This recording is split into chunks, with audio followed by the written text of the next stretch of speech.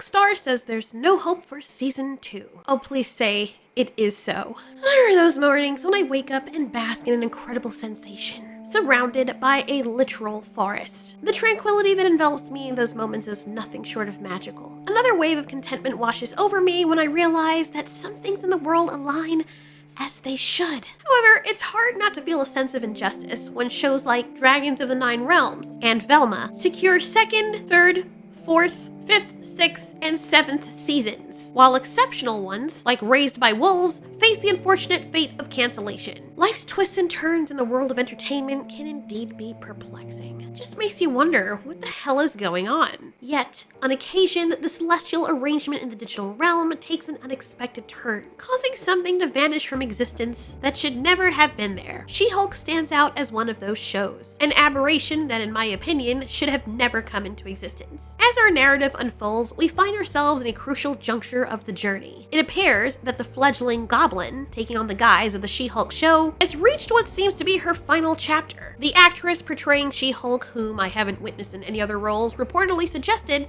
that Disney might have exceeded their budget for the production. Budget, you say? What is that? Disney knows no such words. However, it's reasonable because why persist with a show that's universally disliked when there are more compelling investments, such as Loki, a Marvel property that has garnered widespread acclaim, especially for its 2nd season. The 2nd season of Loki proved so delightful that I found myself revisiting it for a second viewing. Every now and then I return to re-watch the concluding episode simply to immerse myself in the uplifting mood that it imparts. It honestly has been quite a while since Disney released something that genuinely lifted my spirits to the extent that I feel the need to repeatedly revisit it and savor it. That seems to be a very rare case nowadays. Now, this doesn't mean that She-Hulk won't pop up in the MCU movies, but I don't think she's a worthy enough character to have a show all on her own. At least not the one that we got. After all, as the story goes, this character needed other popular characters to constantly make cameos in her show just to help carry it, and even that wasn't enough. No back in the MCU is strong enough to carry the heavy, fattening load that is She-Hulk. No amount of niche celebrities can twerk away its problems fast enough.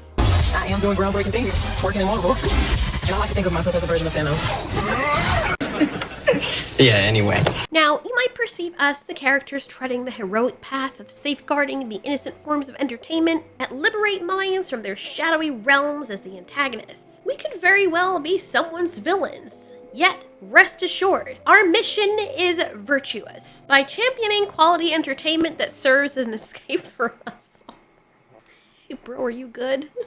Anyway, as I was saying, by celebrating actual quality entertainment that serves as an escape for all of us, we emerge victorious collectively. The studios emerge victorious, the audience triumphs, the franchise thrives, the actors and writers claim their victories. However, sustaining shows goes beyond mere popularity. It requires substance for longevity. While there's a saying that all press is good press, I'd argue that's not entirely true. Certainly, initially, discussions about shows like She-Hulk abound as we exercise our right to express opinions as consumers. Yet, as better alternatives emerge and people find more activities to occupy their time, conversations about a specific subject dwindle. While mockery may shift to other topics, what truly stands the test of time is financial success. Money. It boils down to the sustained willingness of people to invest in a product over the long term. The crucial factor lies in whether individuals continue to return, consistently purchasing or consuming the product, and whether they enthusiastically recommend it to their friends and family, much like many of you have persistently urged me to watch The Punisher and Daredevil. Every time I contemplate canceling my Netflix subscription, despite my father using it, I discover another reason to keep it for myself.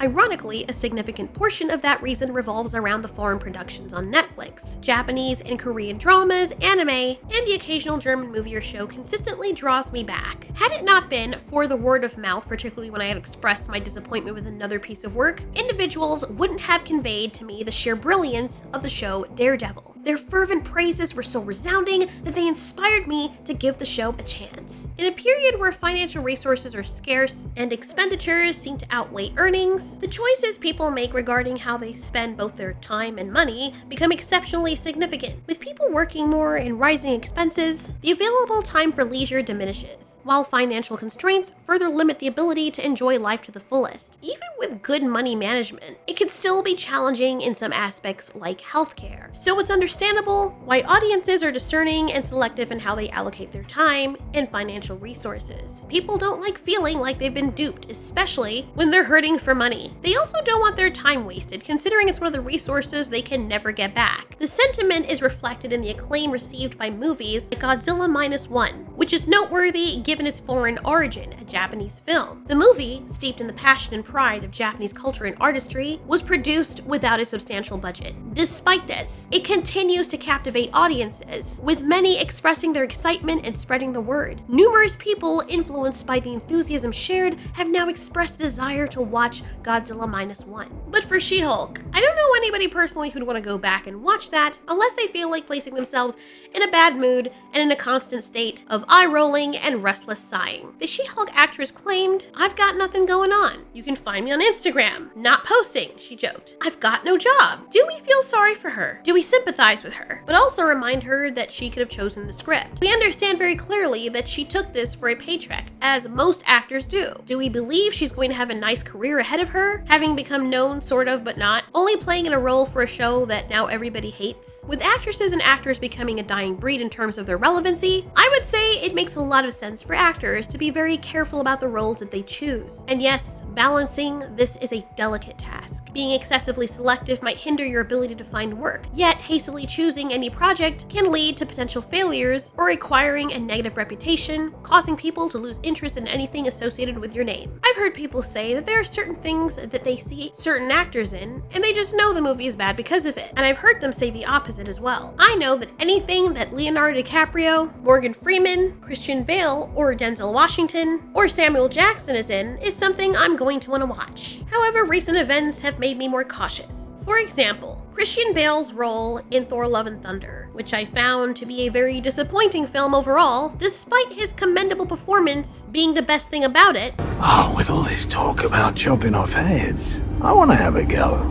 And with Samuel Jackson having starred in the show Secret Invasion, in which they completely underutilized him and diminished his character Nick Fury into a groveling old man mess, now I find myself wary. Especially when you consider actors like Henry Cavill who give their heart and soul into everything they produce, having agreed to certain terms on the show only to have the writers end up changing it. I understand the volatile nature of the acting industry and acting jobs. Just because someone presents you with a script doesn't guarantee that they won't make changes to it. This is likely where the phrase creative differences comes into play. I imagine, much like the audience, many actors have also experienced being baited and switched by studios. Disney Plus appears to be losing ground in the streaming war, while competitors like Amazon Prime and Apple TV are gaining momentum in this crowded arena. It's expected that not every contender will emerge victorious in this race, with some succumbing to failure along the way. However, it's unprecedented to witness a company become its own undoing by repeatedly making the same mistakes, essentially firing cannonballs through its own ship's hull. Rather than steering a steady course, they seem to constantly turn the ship's yoke,